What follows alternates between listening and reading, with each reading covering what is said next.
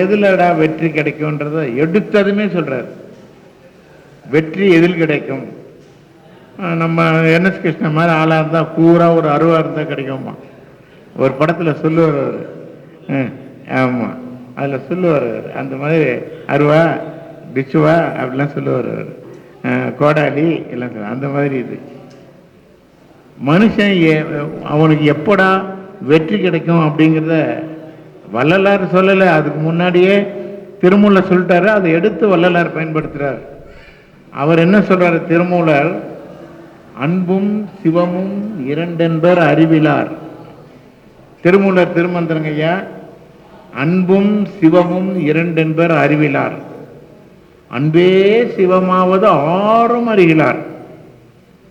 அன்பே சிவமாவது ஆறும் அறிந்த பின் அன்பே சிவமாய் அமர்ந்திருந்தார். அன்பு தாண்டா சிவம்.